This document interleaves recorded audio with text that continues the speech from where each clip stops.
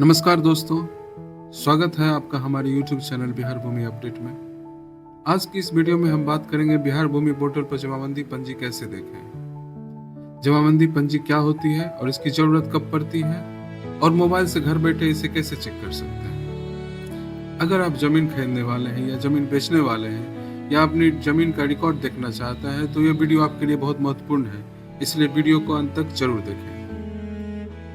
तो सबसे पहले समझ लेते हैं कि जमाबंदी पंजी क्या होती है। जमाबंदी पंजी एक आधिकारिक रिकॉर्ड होता है जिसमें जमीन के मालिक का नाम, खाता संख्या, खेसरा संख्या, रकबा, लगान की जानकारी और अन्य विवरणी दर्ज रहता है। सरल भाषा में कहें तो यह जमीन का पहचान पत्र होता है। जमाबंदी पंजी से हम जान सकते हैं कि जमीन किसके नाम पे है, खाता संख्या क्या है, खेसरा संख्या क्या है, कुल रकबा कितना है और लगान की स्थिति क्या है।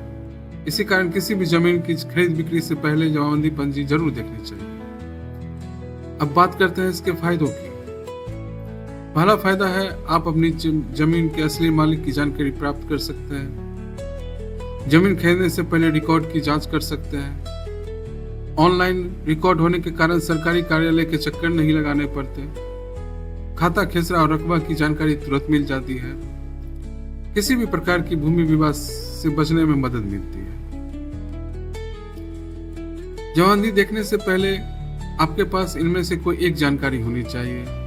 रैयत का नाम, खाता संख्या, खेसरा संख्या, जमाबंदी संख्या।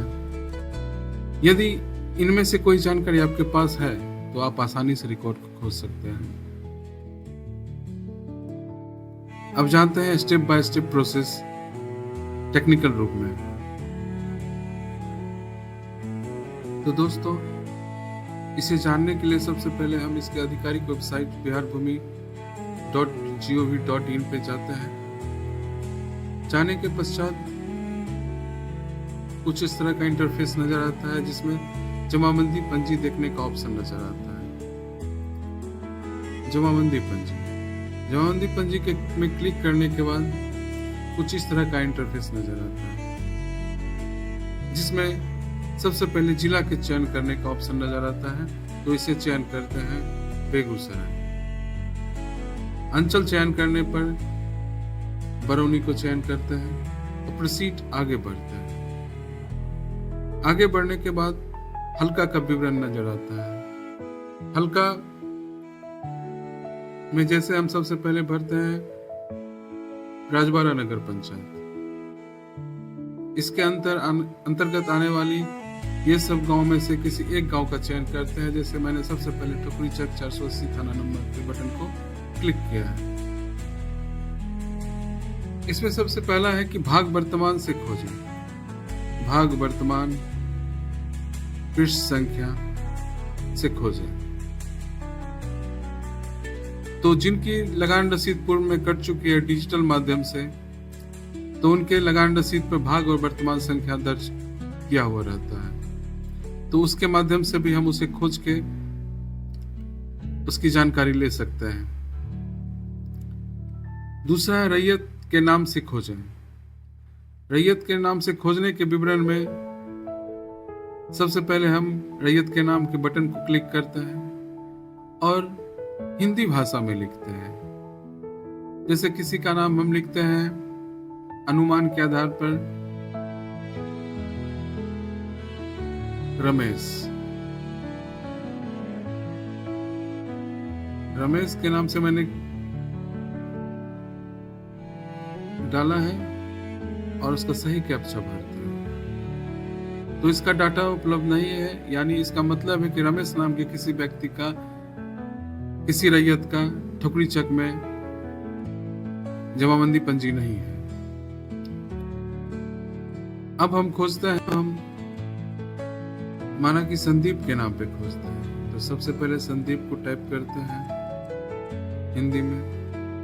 टाइप करने के बाद सही कैप्चा भरने के बाद सर्च में डालते हैं, तो कुछ इस तरह के दो व्यक्ति का नाम नजर आता है। इसमें संदीप कुमार शर्मा और दूसरा संदीप कुमार है।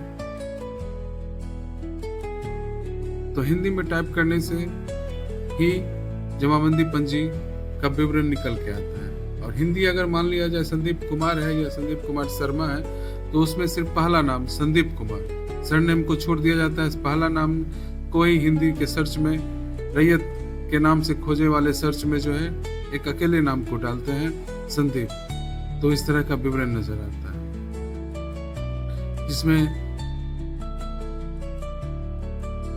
आई बटन पर क्लिक करने के बाद जमाबंदी पंजी की प्रति निकल के सामने आती है, जिसमें भाग संख्या, पृष्ठ संख्या, जमाबंदी संख्या, कंप्यूटरीकृत जमाबंदी संख्या, मौजा का नाम, होल्डिंग नंबर, थाना संख्या, रैयत का नाम, खाता खेसरा और सही रकबा निकल के आ जाता है। और जिस मोटेशन से, जिस केस नंबर से मोटेशन किया गया है उसकी विवरणी भी निकल के सामने आती है, और लगान रसीद की विवरणी भी सामने आती है, जिसमें यह पता चलता है कि ये लगान रसीद कब तक कटी हुई है। इसके बाद आगे बढ़ने पर, सॉरी मैंने बैक कर दिया, फिर से सर्च करते हैं, जाते हैं, फिर हल्का चयन करते हैं,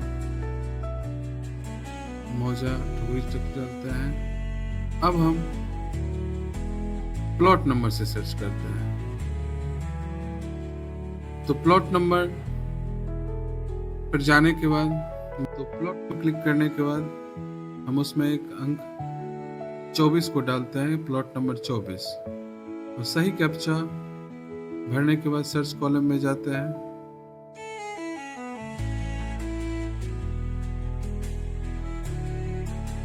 तो सर्च में हमें डेटा उपलब्ध नहीं है का विवरण नजर आता है। तो इससे यह पता चलता है कि प्लॉट नंबर 24 जो है सो जिस रैयत के नाम पे दर्ज होगा वो या तो सम्मिलित खेसरा में रकबा होगा, यानी कि 4-5 खेसरा मिला के 24 सम्मिलित होगा, इसलिए 24 दिखाई नहीं पड़ रहा है, या 24 नंबर प्लॉट का रसीद नहीं कट रहा होगा। इससे यह पता चलता है। उसी जगह पर जैसे हम सर्च करते हैं 1 नंबर खेसरा, 1 नंबर खेसरा को सर्च करने पे जाते हैं तो कुछ इस तरह का विवरण नजर आता है, जिसमें अन्य लोगों का रसीद कट रहा है, जिसमें हम आई बटन पर जाने के बाद पता चलता है जैसे खेसरा नंबर 1 सिंगल खेसरा है, तो इसका विवरण आसानी से निकल के सामने आ जाता है। तो हम इस माध्यम से भी खोजने का प्रयास कर सकते हैं।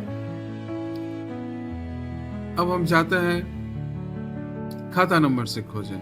उसी तरह जैसे मैंने प्लॉट नंबर से खोजा है, सेम उसी तरह खाता नंबर से भी खोज सकते हैं। अब जाते हैं जमाबंदी संख्या से। माना कि जमाबंदी संख्या 13 से हम खोजते हैं। सही कैप्चा डालने के बाद 13 नंबर की जमाबंदी का पता चलता है। तो 3 नंबर में हम जानते हैं, जाने के बाद हमें इस तरह का विवरण नजर आता है, जिसमें पता चलता है कि 13 नंबर की जमाबंदी कल्लर राम के नाम से है, जिसमें खेसरा संख्या 117 दर्ज है। तो इस तरह हम जमाबंदी संख्या से भी खोज सकते हैं। अब दूसरा ऑप्शन नजर आता है समस्त पंजी 2 के अनुसार खोजें। तो उसमें जाने के बाद सही कैप्चा भरने के बाद सर्च किया, तो सर्च करने के बाद बहुत सारे जमाबंदी जो उस थाना नंबर 480 में जितनी भी जमाबंदियां हैं उसका विवरण का पता चलता है। तो सबसे लास्ट में जाते हैं 81,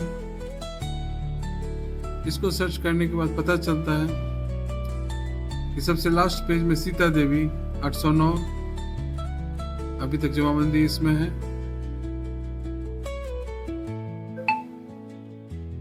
तो इस तरह के तरीके से भी हम जमाबंदी को सर्च कर सकते हैं। खोलेंगे तो आपको निम्न जानकारियां दिखाई पड़ती है। जमाबंदी खुलने के बाद रैयत का नाम, पिता या पति का नाम, खाता संख्या, खेसरा संख्या, थाना संख्या, मौजा का नाम, जमीन का प्रकार, कुल रकबा और लगान संबंधी विवरणी। इन सभी जानकारियों को ध्यान से जांच लें। और महत्वपूर्ण सावधानियां यह है कि हमेशा आधिकारिक पोर्टल का ही उपयोग करें। जमीन खरीदने से पहले रिकॉर्ड का सत्यापन जरूर करें। केवल ऑनलाइन रिकॉर्ड पर निर्भर न रहें। जरूरत पड़ने पर संबंधित कार्यालय से भी जांच करें। राजस्व कर्मचारी से भी मिल लें। नाम, खाता और खेसरा संख्या को ध्यान पूर्वक मिलान करें। तो दोस्तों, इस तरह आप घर बैठे अपने मोबाइल से बिना कार्यालय जाए हुए बिहार भूमि पोर्टल पर जमाबंदी पंजी देख सकते हैं। अगर वीडियो पसंद आया तो वीडियो को लाइक करें, शेयर करें और बिहार भूमि अपडेट चैनल को सब्सक्राइब करना ना भूलें। ऐसे ही बिहार भूमि एलपीसी म्यूटेशन, दाखिल खारिज और जमीन से जुड़ी हुई अन्य नई अपडेट के लिए हमारे चैनल के साथ जुड़े रहें। धन्यवाद। मिलते हैं अगले वीडियो में। जय हिंद।